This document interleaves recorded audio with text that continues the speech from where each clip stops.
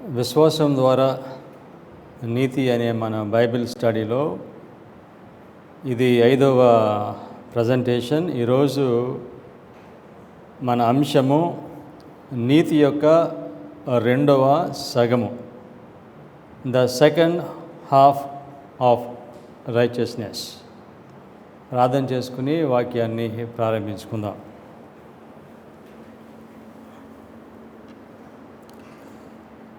సర్వశక్తి కలిగిన పరలోకపు తండ్రి, మీ అపారమైన ప్రేమ చేత, కృపచేత మమ్మలను సిద్ధపరచడానికి మాకు ఏమి సత్యము కావాలో వాటన్నిటినీ తండ్రి మీరు మాకు బయలుపరుస్తున్నారు. మమ్మల్ని రక్షించడానికి మీరు చేయగలిగిందంతా మా ప్రభా మీరు చేస్తున్నారు. మానవులుగా మేము ఆ సత్యమును అంగీకరించి మీకు పరిపూర్ణంగా లోబడి తండ్రి మీ చిత్తము చేయటానికి మేము తీర్మానం చేసుకున్నప్పుడు పరిశుద్ధాత్మ అనే వరాన్ని మీరు మాకు అనుగ్రహించి మమ్మల్ని మీరు నడిపిస్తారు. విశ్వాసం ద్వారా నీతి అనే ఈ వర్తమానము మా హృదయాలను మాకు చూపించి మేము ఏ స్థితిలో ఉన్నామో మాకు తెలియచేస్తూ మమ్మలను మీ నీతి మార్గంలో నడిపిస్తుంది. ఈరోజు వాక్యం బోధిస్తున్న నాకు, వాక్యాన్ని వినుచున్న మీ ప్రజలందరికీ మీరు తోడుగా ఉండి వర్తమానమును అర్థం చేసుకుని ఆ వాక్య ప్రకారంగా జీవించడానికి మాకు అందరికీ కూడా మీ కృపను అనుగ్రహించమని, సమస్త మహిమ ఘనత మా ద్వారా మీరు పొందుకొనమని యేసుక్రీస్తు నామములో ప్రార్థన చేయించున్నాం తండ్రి, ఆమేన్. విశ్వాసం ద్వారా నీతి అనే ఈ వర్తమానము ఎక్కువ మంది మనుషులు దీనిని తృణీకరిస్తున్నారు. ఎందుచేత ఈ వర్తమానము ప్రజల చేత తృణీకరించబడుతుంది? దానికి కారణం ఏమిటంటే, విశ్వాసం ద్వారా నీతి అనే ఈ వర్తమానము మనిషి యొక్క పాపపు స్థితిని, ఆధ్యాత్మిక స్థితిని, మనిషి హృదయము ఏ విధంగా ఉందో ఈ వర్తమానము మనిషికి స్పష్టంగా చూపిస్తుంది. అందుచేత ఈ వర్తమానమును ఎక్కువ మంది మనుషులు దీనిని తృణీకరిస్తున్నారు. మానవుని గురి ఏమై ఉండాలని అంటే, నేను క్రీస్తు వలె ఉండాలి అనేది ప్రతి మనిషి యొక్క గురి అయి ఉండాలి. క్రీస్తు వలె ఉండటము అనేది పరలోకమునకు మార్గము. ఒక మనిషి దేవునితో పరలోక రాజ్యంలో ఉండాలని అంటే ఈ భూమిపైన మనిషి క్రీస్తు వలె ఆయన జీవించాలి, క్రీస్తు వలె అతను ప్రవర్తించాలి. నేను క్రీస్తుని పోలి జీవించాలి, క్రీస్తు వలె ఉండాలి అనేది మనిషి చేసే అన్ని నిర్ణయాల కంటే ఇది శ్రేష్టమైన నిర్ణయము. నేను క్రీస్తు వలె ఉండాలి అనేది ప్రతిరోజు ఈ తీర్మానము మనము చేయాలి. మనకి ఎవరైనా క్రైస్తవులు తారసపడితే మనము వారిని అడగాలి, మీరు క్రీస్తు వలె ఉండాలనే తీర్మానము చేశారా? చేయకపోతే ఇప్పుడే మీరు ఆ తీర్మానము చేయండి. ఎందుచేతనంటే మనం ఏమైతే తీర్మానం చేస్తామో దాని ప్రకారంగానే దేవుడు మనలను నడిపిస్తాడు. మన తీర్మానమునకు భిన్నముగా దేవుడు ఏ మనిషిని నడిపించలేడు. నేను చెప్పిన ప్రకారంగా ఎందుచేత ఈ వర్తమానమును, విశ్వాసం ద్వారా నీతి అనే వర్తమానమును తృణీకరిస్తూ ఉన్నారనంటే అది మనిషి యొక్క స్థితిని తెలియచేస్తుంది. సో కనుక ప్రతిరోజు నేను క్రీస్తు వలె ఉండాలి అనే తీర్మానము ఒకవేళ చేసి ఉండకపోతే కనుక ఇప్పుడే చేయాలి. ఈ శ్రేష్టమైన తీర్మానము చేయటంలో జాప్యము చేయకూడదు. ఇంతవరకు క్రీస్తు వలె ఉండాలి అనే తీర్మానం చేయాలనే ఆలోచన కూడా లేకపోతే కనుక ఇది మంచి సమయము. క్రీస్తు నీతిని పొందటానికి మనిషి తను రెండు సంగతులను గ్రహించాలి. ఒకటి, తాను ఎంత బలహీనుడో గ్రహించాలి. రెండవదిగా తన హృదయంలో ఉన్న దాగి ఉన్న చెడును మనిషి గ్రహించాలి. ఎప్పుడైతే మనుషుడు నేను బలహీనుడను అనుకుంటాడో, నేను అసమర్థుడను అనుకుంటాడో, అప్పుడు ఆ మనిషి శక్తివంతుడు అవుతాడు. ప్రతి మనిషిలో దాగి ఉన్న చెడు ఉంటుంది కనుక ఆ దాగి ఉన్న చెడు ఏమిటో మనిషి దానిని గ్రహించాలి. ఎందుచేతనంటే మనము దేనినైతే చూస్తామో, ఉదాహరణకి ఈ ఇల్లును మనం శుభ్రం చేస్తున్నప్పుడు దుమ్ము మనకి కనపడితేనే దాన్ని మనం తుడుస్తాము, దాన్ని శుభ్రం చేస్తాము. కనపడని దాన్ని మనం శుభ్రం చేయము. అదేవిధంగా మన హృదయం ఎలా ఉందో మనకు తెలిస్తేనే ఆ హృదయమును మనం శుభ్రం చేసుకుంటాం దేవుని సహాయంతో. అందుచేత మానవుని యొక్క ఆ బలహీనత ఏమిటో, చెడు ఏమిటో, ఈ లోకంలో చాలామంది తీర్మానాలు చేస్తారు, నేను దేవునికి విధేయుడిగా జీవించాలి, దేవుని మాట ప్రకారంగా జీవించాలని. ఇటువంటి తీర్మానం చేస్తూ ఉంటారు, పడిపోతూ ఉంటారు. కారణం ఏమిటంటే వారికి ఉన్న బలహీనత వారు గ్రహించలేకపోవటము, వారి హృదయంలో ఉన్న చెడును వారు గ్రహించలేకపోవటము. మనిషి వెతకవలసిన గొప్ప సత్యం ఏమిటంటే తన గురించి తాను తెలుసుకోవాలి, తన హృదయం ఏ విధంగా ఉందో తెలుసుకోవాలి. గత కార్యక్రమంలో మనం నేర్చుకున్నాము, నా హృదయము నిన్ను మోసం చేయదు, నీ హృదయం నన్ను మోసం చేయదు, ఎవరి హృదయము వారిని మోసము చేస్తుంది. కనుక ఖచ్చితంగా మనిషి హృదయంలో చెడు ఉంటుంది కనుక ఆ దాగి ఉన్న చెడును మనిషి గ్రహించాలి. మనుషుడు ఏ విధంగా నీతిమంతుడు అవుతాడు? పాపంలో పడిపోయిన మనుషుడు ఏ విధంగా తాను నీతిమంతుడు అవుతాడనంటే విశ్వాసం ద్వారా అవుతాడా, విధేయత ద్వారా అవుతాడా అనే దాని గురించి చర్చలు జరుగుతున్నాయి. కానీ ఒక మనిషి ఏ విధంగా నీతిమంతుడు అవుతాడనంటే విశ్వాసము ద్వారా మనము దేవుని యొద్దకు వచ్చినప్పుడు నిజమైన పశ్చాత్తాపము, నిజమైన పాపమును ఒప్పుకున్నప్పుడు విశ్వాసంతో తండ్రి అయిన దేవుడు యేసుక్రీస్తు వారి ఈ లోకంలో మనిషి తాను విధేయుడిగా జీవించి తాను నీతిమంతుడిగా చేసుకోలేడు కనుక యేసుక్రీస్తు వారు మనము జీవించవలసిన జీవితాన్ని ఆయన జీవించారు. కనుక ఎవరైతే విశ్వాసంతో క్రీస్తు ద్వారా తండ్రి యొద్దకు వెళ్తారో వారందరికీ కూడా తండ్రి యేసుక్రీస్తు వారి యొక్క విధేయతను వారికి అన్వయిస్తారు. తండ్రి యేసుక్రీస్తు వారి యొక్క విధేయతను విశ్వాసంతో మనం ఆయన దగ్గరికి వెళ్ళినప్పుడు అన్వయించినప్పుడు మనల్ని దేవుడు నీతిమంతులుగా ఎంచుతాడు. ఈ నీతిమంతులుగా ఎంచడం అనేది ఇది నీతిలో మొదటి భాగము మాత్రమే. నీతిమంతుడిగా ఎంచబడిన తరువాత మనిషి నీతిమంతుడిగా దేవుడు అతన్ని చేస్తాడు. కనుక చాలామంది క్రైస్తవులు వారు నిర్దోషులుగా ఎంచబడటం ద్వారానే వారి యొక్క క్రైస్తవ జీవితంలో వారు తృప్తి పడుతున్నారు. ఇది కేవలము పరలోకమునకు వెళ్ళటానికి ఇది ఒక టైటిల్ మాత్రమే. మన విశ్వాసంతో తండ్రి యొద్దకు వెళ్ళినప్పుడు పరిపూర్ణమైన ధర్మశాస్త్రమును మనిషి పడిపోయిన స్థితిలో అతను గైకొనలేడు. కనుక యేసుక్రీస్తు వారు మన పక్షాన ఆయన ఈ లోకానికి వచ్చి మన కొరకు జీవించి మన కొరకు మరణించారు. ఎవరైతే యేసుక్రీస్తు నందు విశ్వాసం ఉంచుతారో వారందరికీ యేసుక్రీస్తు వారి యొక్క విధేయతను దేవుడు ఆయన ప్రజలకు దాన్ని అన్వయిస్తాడు. అప్పుడు వారు నిర్దోషులుగా ఎంచబడతారో ఇది పరలోకమునకు టైటిల్ మాత్రమే. ప్రపంచంలో ఎక్కువ మంది క్రైస్తవులు ఈ స్థితిలో ఉండి వారు తృప్తి పడుతూ ఉన్నారు. నీతి యొక్క రెండవ భాగము ఈరోజు మనం చదువుతున్నాము. ఇది చదవకముందు విశ్వాసము ద్వారా నీతి అనే ఈ వర్తమానము ఎంత ప్రాముఖ్యమైనదో దానికి సంబంధించి ఒక స్టేట్మెంట్ చదువుదాం. Christ hour righteousness, page 54. The enemy of man and God is not willing that this truth should be clearly presented. For he knows that if the people receive it fully, his power will be broken. దేవునికి మానవునికి విరోధి అయినటువంటి అపవాది విశ్వాసం ద్వారా నీతి అనే ఈ వర్తమానమును స్పష్టముగా బోధించడానికి అతను ఎంత మాత్రమూ అంగీకరించడం లేదు. విశ్వాసం ద్వారా నీతి అనే ఈ వర్తమానంను క్లియర్గా దేవుని ప్రజలకు దీన్ని ప్రజెంట్ చేస్తే ఏమి జరుగుతుందనంటే, సాతానుడు వేసిన సంఖ్యలు అన్నీ తెగిపోతాయి. సాతాను యొక్క బంధకాలు అన్నీ కూడా మనిషి జీవితంలో తెగిపోతాయి.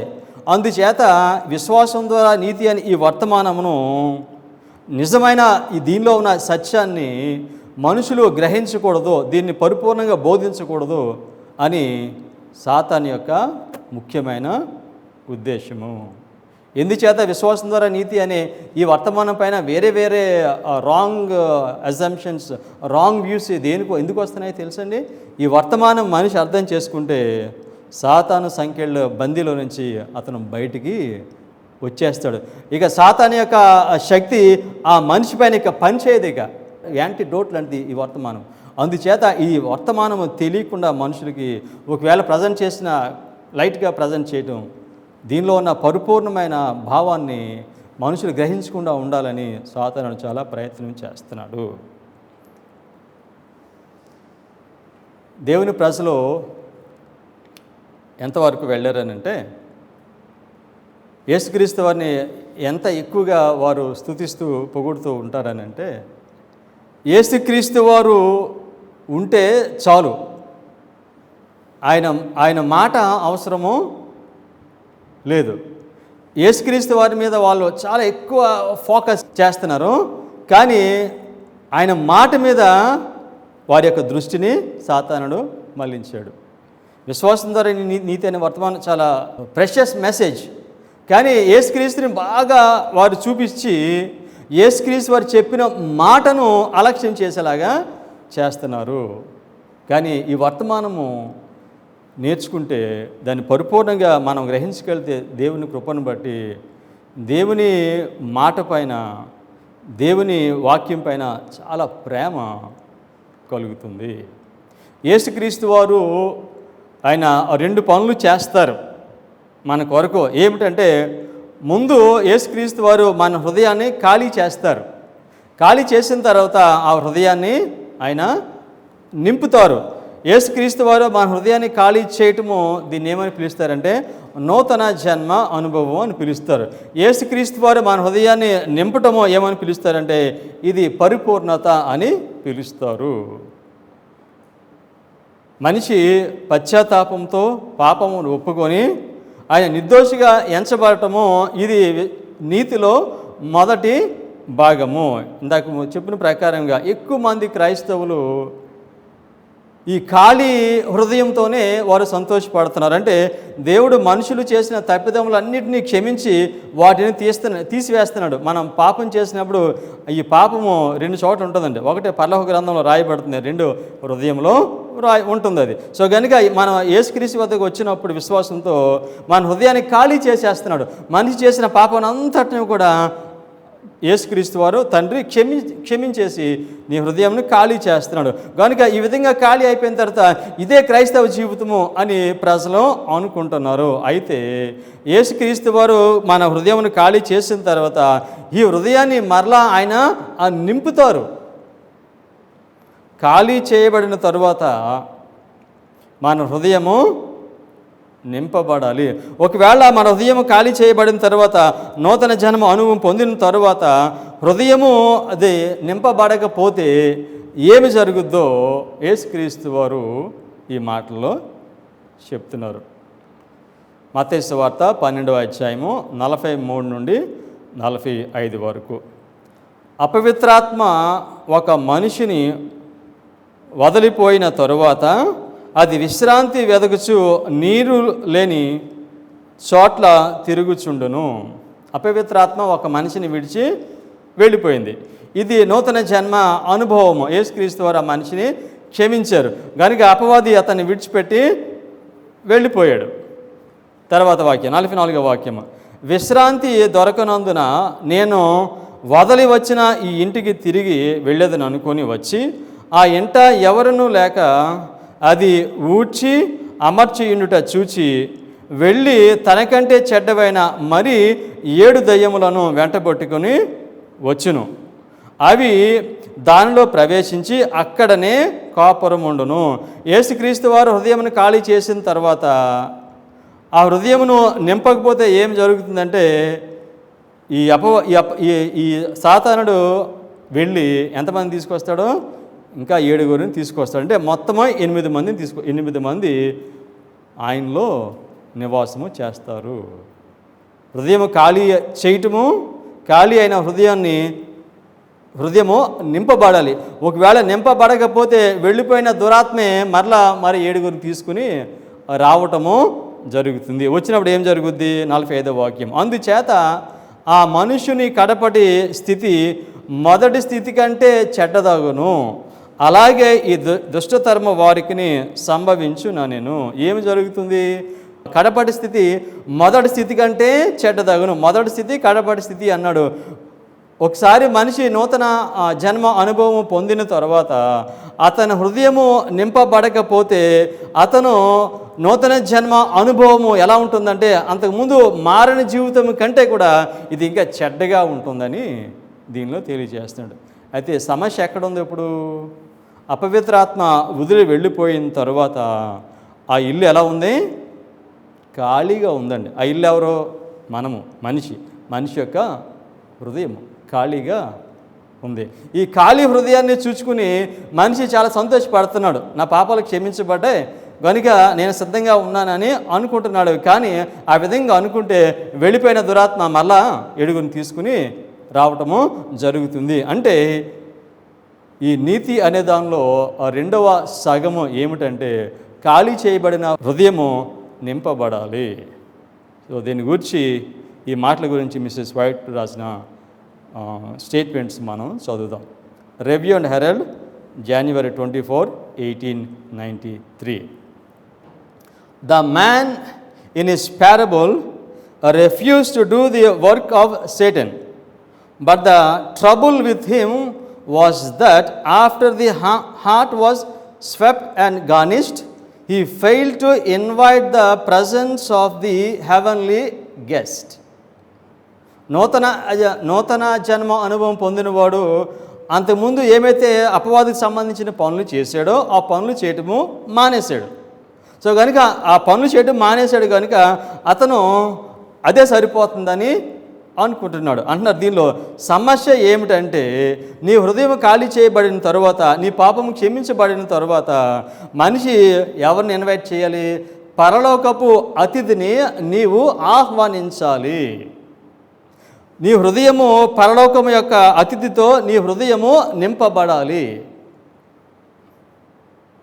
ఈ పరలోకపు అతిథి ఎవరు? పరిశుద్ధాత్ముడు.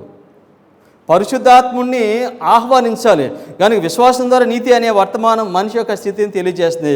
ఈ పరిశుద్ధాత్మ నాకు కావాలి అని సంవత్సరంలో ఎన్నిసార్లు అడగాలి మనం యేసు ప్రభుని?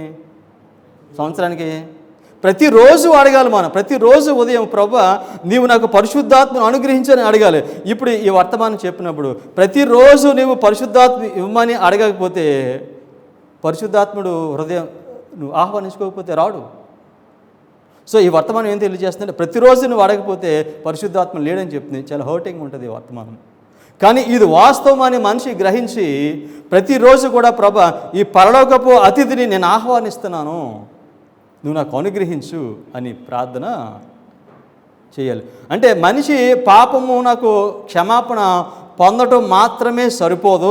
క్షమాపణ పొందిన తరువాత ఆ మనిషి తన హృదయమును పరిశుద్ధాత్మ కలిగి ఉండాలి. అతను పరిశుద్ధాత్మ కలిగి ఉండాలి. పరిశుద్ధాత్మను దేవుడు ఎందుకు ఇస్తాడు? మన హృదయమును పరిశుద్ధాత్మతో నింపటం అంటే ఏమిటి? Statement continuous. It is not enough to make their heart empty.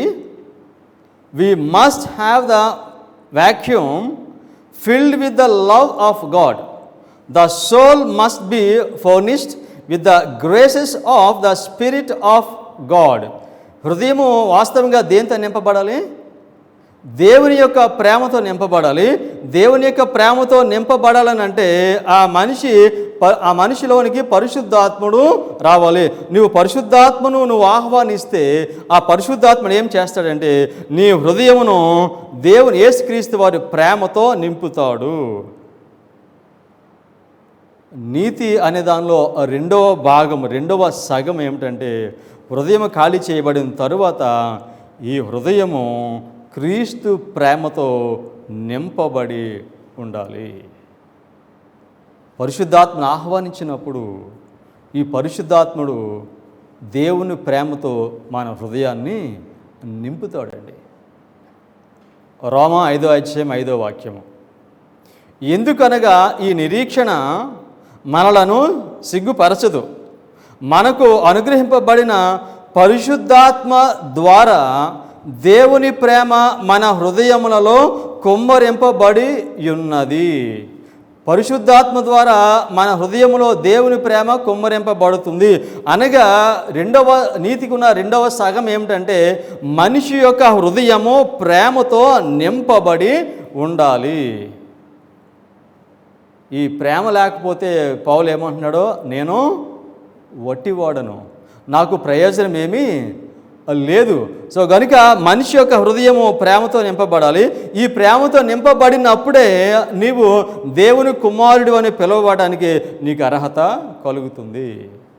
So ఖాళీగా ఉండే గృహము, ఖాళీగా ఉండే హృదయము అది దేవుని కుమారుడు అని పిలిచే అర్హత దానికి అప్పటికే రాదండి. క్రీస్తు ప్రేమతో నింపబడినప్పుడే అది వస్తుంది. రోమా 8:9 14 దేవుని ఆత్మ మీలో నివసించి ఉన్న ఎడల మీరు ఆత్మ స్వభావం గలవారే కానీ శరీర స్వభావం గలవారు కారు. ఎవడైనాను క్రీస్తు ఆత్మ లేనివాడైతే వాడు ఆయన వాడు కాడు. సో ఎవరికైతే క్రీస్తు ఆత్మ లేదో వాడు ఆయన వాడు కాదు. క్రీస్తు ఆత్మ ఉన్నది లేదు ఎలా తెలుస్తుందంటే ఒక మనిషి హృదయము ఆయన ప్రేమతో నింపబడినప్పుడు అతనికి దేవుని ఆత్మ అతని హృదయంలో ఉంది. 14 దేవుని ఆత్మ చేత ఎందరూ నడిపింపబడుదురో వారందరూ దేవుని కుమారులై ఉందరు. కనుక ఈ మాటలో ఎంతమంది దేవుని ఆత్మ చేత నడిపింపబడతారో అని అంటే దాని అర్థం ఏమిటంటే ఎంతమంది దేవుని ప్రేమతో జీవిస్తూ ఉంటారో వారందరూ దేవుని కుమారులై ఉందరు. సో హృదయం దేంతో నింపబడాలి? దేవుని ప్రేమతో నింపబడాలి. వాస్తవముగా కుమారులని పిలువబడే అర్హత ఎప్పుడైతే మన హృదయం దేవుని ప్రేమతో నింపబడుతుందో అప్పుడు ఆ అర్హత మనకి వస్తుంది. యేసుక్రీస్తు ఈ మాటలు చెప్పారండి.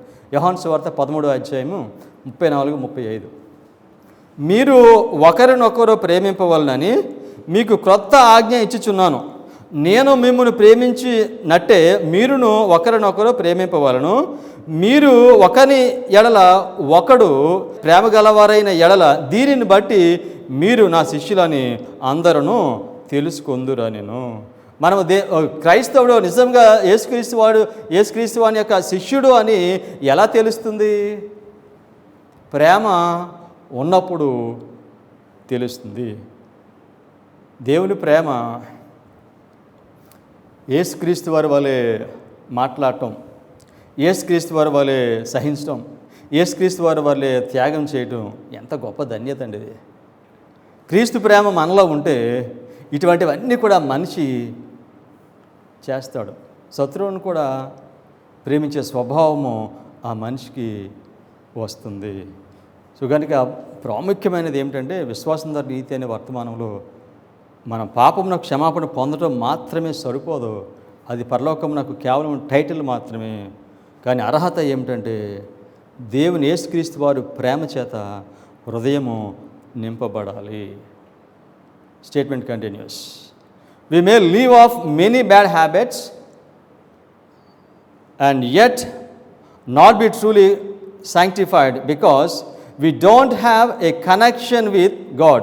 We must unite with Christ. కొన్ని చెడు అలవాట్లను విడిచిపెట్టేయటం అనేది అది పరిశుద్ధత కాదు అని చెప్పారు. పరిశుద్ధత అంటే ఏమిటంటే యేసుక్రీస్తు వారితో సంబంధము, కనెక్షను కలిగి ఉండటము. సో మొదలుగా పరలోకపు అతిథిని మనం ఆహ్వానించాలి. ఆహ్వానించినప్పుడు ఆయన మన హృదయాన్ని దేంతో నింపుతాడు? ప్రేమతో నింపుతాడు. మనకి పరిశుద్ధాత్ముడు మనిషిని యేసుక్రీస్తు వారిని ఆయన కనెక్ట్ చేస్తాడు. కలిసి ఉంటారు వాళ్ళు. కనెక్షన్ ఉండాలి. యేసుక్రీస్తు వారికి మానవునికి కనెక్షను ఉండాలి. కేవలం పాపం క్షమించబడటం సరిపోదు, క్రీస్తు వారితో సంబంధం కలిగి ఉండాలి. యోహాను సువార్త 15:4 చెప్పారు, నా యందు నిలిచియుండుడి, మీ యందు నేనును నిలిచియుందును. తీగ ద్రాక్షవల్లిలో నిలిచి ఉంటేనే కానీ తనంతట తానే ఎలాగో ఫలింపదో, అలాగే నా యందు నిలిచి ఉంటేనే కానీ మీరు ఫలింపరు. ఆయన ద్రాక్షవల్లి, మనము తీగలం. ద్రాక్షవల్లితో అంటు కట్టబడి ఉండాలి. సో పరిశుద్ధాత్మని ప్రతిరోజు ఆహ్వానించినప్పుడు మనం ఆ ద్రాక్షవల్లితో అంటు కట్టబడి ఉంటాము. సో సాధారణంగా యేసుక్రీస్తు వారిని ఎలా ట్రీట్ చేస్తారంటే ఒక డాక్టర్ని ట్రీట్ చేసినట్టుగా. సో ఏదైనా పరిస్థితి బాగోపోతే యేసుక్రీస్తు వారు ఆహ్వానిస్తారు ఆ సమస్యను పరిష్కారం చేయడానికి. పరిష్కారం అయిపోయిన తర్వాత ఆయన వెళ్ళిపోవచ్చు మళ్ళీ యేసుక్రీస్తు వారు. సో మళ్ళీ ఎప్పుడైనా సమస్య వస్తే పరిష్కారం చేయడానికి మళ్ళీ ఆయన రావాలి. అలా కాదండి, ఆ నిత్యము ఎల్లప్పుడూ కూడా యేసుక్రీస్తు వారితో అంటుకట్టబడి ఉండాలి. ఆ ద్రాక్షవల్లితో మనము అంటుకట్టబడి ఉండాలి. Statement continues. There is no sin there, but neither is there righteousness. Righteousness is not an empty house, a life void of sins. A righteousness is positive. It is a doing. Somehow that house must be filled, and the house is you and I. మనం దేవుని దగ్గరికి నిజమైన పశ్చాత్తాపంతో వచ్చి పాపమును ఒప్పుకుంటే దేవుడు క్షమిస్తాడు. అయితే ఈ విధంగా క్షమాపణ పొందటము అనేది అది నీతి కాదు అని మిసెస్ వైట్ చెప్తున్నారు. Righteousness is not an empty house. నీతి అంటే ఖాళీ హృదయము కాదు. నీతి అంటే నింపబడిన హృదయము, నింపబడిన గృహము. ఈ నింపబడిన గృహం అంటే ఏంటో చెప్పారు. దీనిలో ఏమన్నారంటే righteousness is a positive, it is a doing. ప్రేమ అనేది అది నౌన్ కాదండి, వర్బ్, క్రియ. ప్రేమ అనేది క్రియ అని. అందుకని righteousness is a positive, it is a doing. క్షమించబడటం అనేది సరిపోదు, క్షమించబడిన తర్వాత నింపబడాలి. ఈ రెండు పనులు ఎవరు చేస్తారో? ఈ రెండు పనులు దేవుడే చేస్తాడు. Christ hour righteousness, page 119. If you open to the door of the heart, Jesus will supply the vacuum by the gift of His Spirit, and then you can be a living preacher in your home, in the church and in the world. ఈ ఖాళీగా ఉన్న దీనిని మనం ఆహ్వానిస్తే యేసుక్రీస్తు వారు పరిశుద్ధాత్మ ద్వారా వచ్చి మన హృదయాన్ని నింపుతారు. మన హృదయాన్ని నింపినప్పుడు ఏం జరుగుద్ది? మాటలు చెప్పారు, living preacher. Living preacher, preaching preacher కాదండి, బోధించడం కాదంట, లివింగ్ ప్రీచర్. నువ్వు యేసుక్రీస్తు ఆ పరిశుద్ధాత్మని ఆహ్వానించుకున్నప్పుడు, ఆ పరిశుద్ధాత్మను వచ్చినప్పుడు నీవు నీ జీవితమే ఒక బోధగా ఉంటుంది. Your life is a message, my life is a message. ఏమి బోధించవలసిన అవసరం లేదండి. నువ్వు పరిశుద్ధాత్మను ఆహ్వానించుకుంటే, పరిశుద్ధాత్మ నీ హృదయమును ప్రేమతో నింపితే, ఇక్కడ నిలబడి నువ్వు బోధించవలసిన అవసరం లేదు. నీవు ఇంట్లోనూ, సంఘంలోనూ, సమాజంలోనూ లివింగ్ ప్రీచర్. క్రైస్తవుడు అంటే ఆయన ఎక్కడ ఉన్నప్పటికీ కూడా అతను సజీవ బోధకుడిగా ఆయన ఉండాలి. ఈ పరలోకపు అతిథిని మనం ఎలా ఆహ్వానించుకుంటాం? ఈ పరలోకపు యేసుక్రీస్తు మనకి ఇటువంటి కనెక్షన్, సంబంధం మనకి ఎలా ఉంటుంది అని అంటే, now important point is coming. మొట్టమొదటి ప్రజెంటేషన్లో మనం నేర్చుకున్నాము, విశ్వాసం ద్వారా నీతి అనేది వారు కొన్నిటి మీద దాడి చేస్తున్నారు. ఆ దాడి చేయటంలో ఏముందని చెప్పాను? విధేయత, సత్యము. ఇప్పుడు మనం చూద్దాం.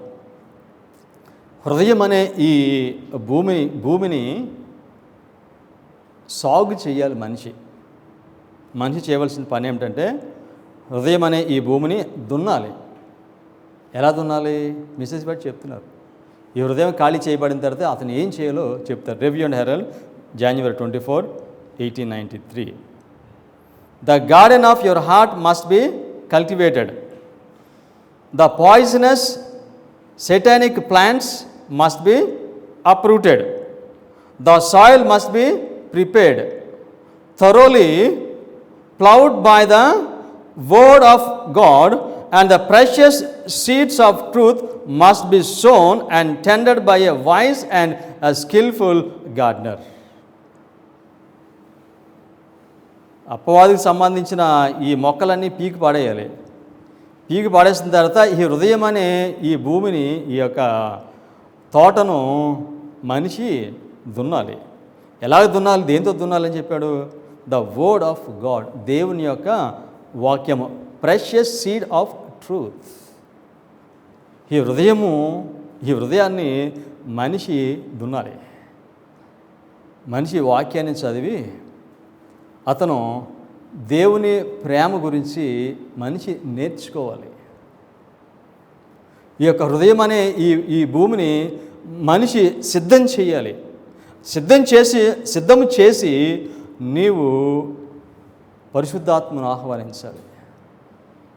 దేవుని యొక్క వాక్యం, ఈ పని పరిశుద్ధాత్ముడు చేస్తాడు. పరిశుద్ధాత్ముడు చేసే పని ఏమిటండి? ఆయన ఆహ్వానించినప్పుడు ఏం చేస్తాడు? యోహాను సువార్త 16:13 అయితే ఆయన అనగా సత్యస్వరూపి అయిన ఆత్మ వచ్చినప్పుడు మిమ్మును సర్వసత్యంలోనికి నడిపించును. పరిశుద్ధాత్మను ఆహ్వానించినప్పుడు ఈ పరిశుద్ధాత్ముడు ఏం చేస్తాడంటే మనుషులను సర్వసత్యంలోనికి నడిపిస్తారు. దేవుని అనే వాక్యం ద్వారా, సత్యము ద్వారా ఈ హృదయం అనే ఈ తోటను మనిషి దున్నాలి, దాన్ని సిద్ధము చేయాలి. సత్యం మీద మనిషికి ఆసక్తి, ప్రేమ లేకపోతే రెండు విషయాలు మనము అజ్యూమ్ చేయొచ్చు, అనుకోవచ్చు. అయితే అతను మారు మనస్సు పొందిన తర్వాత మరలా అతను పడిపోయి ఉండాలి. లేకపోతే ఆయన మారు మనసు పొందినప్పుడు అది నిజమైన మారు మనసు అయ్యి ఉండకపోవచ్చు. కానీ నిజమైన మారు మనసు వచ్చి ఆ మనిషి పడిపోకుండా ఉంటే ఆ మనిషికి దేవుని సత్యం విషయంలో చాలా ఆసక్తి కలిగి ఆయన ఉంటాడు. ఇప్పుడు సత్యము వద్దు అనేవాడు ఎక్కడ ఉన్నట్టు? ఆయన ఎలా ఉన్నట్టు? సత్యము, దేవుని యొక్క వాక్యము, సో విశ్వాసం నీతి అనే దాని గురించి బోధిస్తూ ఉన్నప్పుడు దేవుని గురించి ఎక్కువగా, యేసుక్రీస్తు గురించి ఎక్కువగా మాట్లాడుతున్నాము. కానీ ఆయన మాట ఉంది చూశారు, ఆ మాటను అలక్ష్యం చేస్తున్నారు మనుషులు. యేసుక్రీస్తు వారు ఉంటే సరిపోతుంది, ఇక ఆయన మాటకి అంత విలువ, ఆయన సత్యమునకు అంత విలువ, విధేయతకి అంత విలువ ఇవ్వటము లేదు. కానీ నువ్వు పరిశుద్ధాత్మను ఆహ్వానించుకున్నప్పుడు పరిశుద్ధాత్ముడు నీలోనికి వస్తే దేవుని వాక్యము విషయంలో ఆసక్తి కలుగుతుంది, సత్యం విషయంలో ఆసక్తి కలుగుతుంది. అంటే సత్యం విషయంలో, విధేయత విషయంలో మనిషికి ఆసక్తి లేకపోతే ఎవరు వస్తారు తెలుసండి?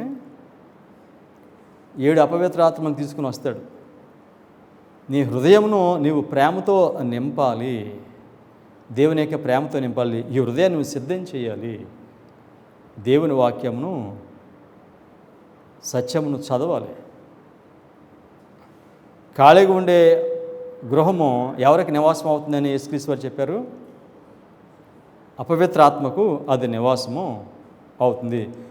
ఒక అపవిత్రాత్మ వెళ్ళి ఎంతమంది తీసుకొస్తాడు? 7 తీసుకొస్తాడు. అంటే మొత్తం ఎంతమంది వాళ్ళు? 8 మంది. 8 మంది దేనికి చూసినా తెలుసండి? రిజరక్షన్. మళ్ళీ అతను పాత జీవితంలోకి మళ్ళీ లెగిస్తాడు. అతను ఈ హృదయాన్ని ప్రేమతో నింపకపోతే ఏమవుతుంది? కొంతకాలం నాకు అతను మరలా పాత జీవితం నాకు మరలా పునరుద్ధానుడు అవుతాడు. మరలా పాత జీవితం నాకు పునరుద్ధానుడు అయిన తర్వాత ఆయన క్రైస్తవ జీవితం అంతా కూడా నటించే జీవితం అయిపోతుందండి. మన హృదయాన్ని దేవుని ప్రేమతో నింపాలి. నూతన జన్మలో మనం కేవలము శిశువులము, ఆధ్యాత్మిక శిశువులను మాత్రమే. పరిపక్వత క్రైస్తవులంగా మనము మారాలి. పరిపక్వత క్రైస్తత్వము అంటే క్రీస్తు ప్రేమతో నింపబడిన హృదయము. మనిషి నూతన జన్మ అనుభవం పొందినప్పుడు అతని హృదయము ప్రేమతో నింపబడి ఉండదు.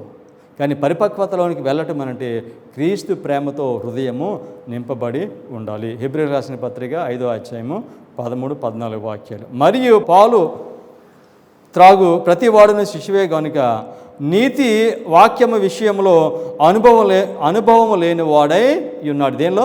నీతి వాక్య విషయంలో అనుభవం లేని వాడై ఉన్నాడు. వయసు వచ్చిన వారు అభ్యాసం చేత మేలు కీడులను వివేచించుటకు సాధకములు చేయబడిన జ్ఞానేంద్రియములు కలిగి ఉన్నారు కనుక బలమైన ఆహారము వారికి తగును. నూతన జన్మ అనుభవం వచ్చిన తర్వాత వాళ్ళకి బలమైన ఆహారాన్ని పెట్టాలి అని చెప్పారు. బలమైన ఆహారాన్ని పెట్టాలి. ఎఫెసీ 4వ అధ్యాయం 3వ వాక్యం. పరిశుద్ధులు పరిపూర్ణులగునట్లు క్రీస్తు శరీరము క్షేమాభివృద్ధి చెందుటకు పరిచర్య ధర్మము జరిగించుటకును. పరిశుద్ధులు ఏం కావాలి? సంపూర్ణులు. ఒక క్రైస్తవుడు సంపూర్ణుడు అయ్యాడంటే దాని అర్థం ఏమిటంటే ఆ మనిషి హృదయము దేవుని ప్రేమతో నింపబడి ఉన్నది.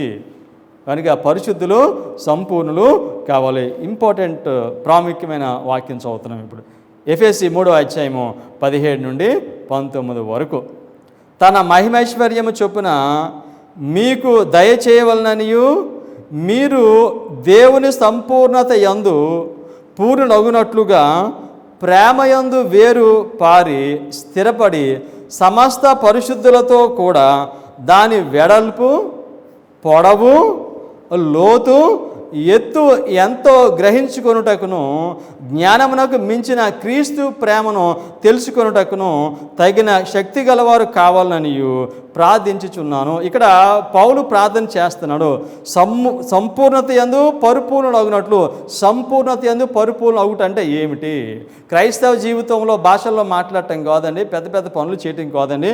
క్రైస్తవ జీవితం అంటే ఒక మనిషి యొక్క హృదయము పరిపూర్ణంగా క్రీస్తు ప్రేమతో నింపబడి ఉండటము. దీనిలో అన్నాడు సమస్త పరిశుద్ధులతో కూడా దాని వెడల్పు. దేని వెడల్పు? ప్రేమ యొక్క వెడల్పు, దాని పొడవు, దాని లోతు, దాని ఎత్తు ఎంతో క్రైస్తవుడు గ్రహించాలి.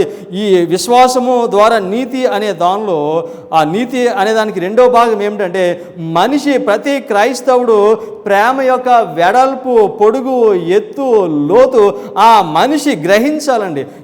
అతని హృదయము దీంతో నింపబడాలండి. ఊరికే ప్రభా నువ్వు నీ ప్రేమను నాతో నింపు అనడం సమంజసం కాదండి. నువ్వు దేవుని వాక్యం చదివి యేసుక్రీస్తు వారి ప్రేమ యొక్క వెడల్పు ఎంత ఉందో, దాని లోతు ఎంత ఉందో, దాని ఎత్తు ఎంత ఉందో మనుషులు గ్రహించాలి. దీనిలో అందుకే అన్నాడు జ్ఞానమునకు మించిన క్రీస్తు ప్రేమను తెలుసుకొనుటకు తగిన శక్తి గలవారం కావాలని ప్రార్థించుచున్నాను. మన ప్రార్థన ఏమిటంటే ప్రభా నీ ప్రేమను, దాని ప్రేమ యొక్క వెడల్పు, దాని పొడుగు, దాని ఎత్తు, దాని లోతు నేను గ్రహించడానికి నువ్వు నాకు శక్తిని, నా జ్ఞానమును నీవు అనుగ్రహించు. మనిషి ఏం చేయాలి తెలుసండి? యేసుక్రీస్తు దగ్గరికి వచ్చిన తర్వాత ప్రేమ గురించి అన్వేషణ చేయాలి. దేవుని ప్రేమను గ్రహించాలి. దీనిలో చెప్పాడు ఎక్కువ భాగం మనుషులకి క్రీస్తు ప్రేమ యొక్క వెడల్పు, లోతు, ఎత్తు తెలియదండి. ఆ ప్రేమ ఏంటో తెలిస్తే త్యాగము మనిషి జీవితంలో ఒక భాగం అయిపోతుందండి. పౌలు అందుకే అంటాడు ఇందాక చెప్పిన మాట ప్రకారంగా ప్రేమ లేకపోతే నేను వ్యర్థుడను, ఏమి ఉపయోగం లేదు నాకు. క్రైస్తవుడు అంటే ప్రేమ కలిగిన వాడు. మన హృదయాన్ని నింపబడుతుంది. దేంతో నింపబడుతుంది? అల్టిమేట్ రిజల్ట్ ఏంటి? ప్రేమతో నింపబడుతుంది. ఆ రెండవ సగము అనుభవం లేకుండా మనం మేము పరిశీలన చేసుకోవాలి. నీతి అనే దీనిలో ఈ నీతికి రెండో భాగము అనే అనుభవంలో మనం ఉన్నామా లేమా పరిశీలన చేయాలి. దీనికి పరిష్కారం ఏమిటంటే final statement. Christ hour righteousness, page 100. When the soul surrenders itself to Christ, a new power takes possession of the new heart. A change is wrought which man can never accomplish for himself. ఏం చేయాలి మనిషి? తను దేవునికి అప్పగించుకోవాలి. ప్రతిరోజు మనల్ని మనం పూర్తిగా దేవునికి అప్పగించుకోవాలి. ప్రభా, ఈరోజు నువ్వు నన్ను నడిపించు. ఒక మాట చివరిలో చెప్పి ముగిస్తాను. ప్రేమ చూపిస్తే ఎంతమందిని మార్చొచ్చు. క్రీస్తు ప్రేమను చూపిస్తే ఎంతమంది మనుషులను క్రీస్తు యొద్దకు నడిపించవచ్చు. క్రీస్తు ప్రేమను చూపిస్తే ఎంతమంది ఎంతమంది మనుషులను ఆకర్షించవచ్చు. ఇది క్రైస్తవ సంఘానికి ఒక లోటుగా ఉందండి. క్రీస్తు ప్రేమ చూపిస్తే చాలామందిని మార్చొచ్చండి. ఎంతోమందిని ఆకర్షించవచ్చు యేసుక్రీస్తు వారి యొద్దకు. చాలా చాలా సుదీర్ఘమైన అనుభవం క్రైస్తవ జీవితంలో. కానీ ఆ ప్రేమను చూపించి ఎంతమందిని యేసుక్రీస్తు వారి యొద్దకు క్రైస్తవులు నడిపించగలుగుతున్నారు. ఆఖరిగా హృదయము ప్రేమతో నింపబడేంత వరకు యేసుక్రీస్తు వారు మన నీతి కాదు. హృదయము ప్రేమతో నింపబడేంత వరకు యేసుక్రీస్తు వారు మనకు నీతి కాదండి.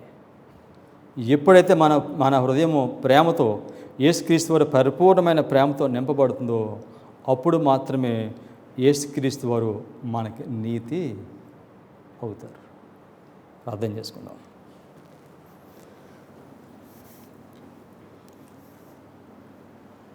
కృపగలిగిన తండ్రి, క్రైస్తవ జీవితము అనంటే అది మీ ప్రేమను కలిగి జీవించడం ప్రభా. నీతి అంటే ప్రభా పాపము లేకపోవటం కాదు మా తండ్రి, హృదయము ప్రేమతో నింపబడటం. ఇటువంటి సత్యమును మా ప్రభా మీరు మరొకసారి మాకు బయలుపరుస్తున్నారు. క్రైస్తవులుగా మిమ్మల్ని అంగీకరించిన వారుగా, క్షమాపణ పొందిన వారుగా మేమందరము కూడా మీ ప్రేమను పరిపూర్ణంగా మేము పొంది దాని ఎత్తు, దాని పొడవు, దాని లోతు మేము గ్రహించి మేమందరము కూడా మీకు సాక్షులుగా జీవించి అనేక మందిని సిలువ యొద్దకు నడిపించి ఆ ధన్యతను మాకు అందరికీ అనుగ్రహించమని క్రీస్తు నామములో ప్రార్థన చేయించున్నాం తండ్రి. ఆమేన్.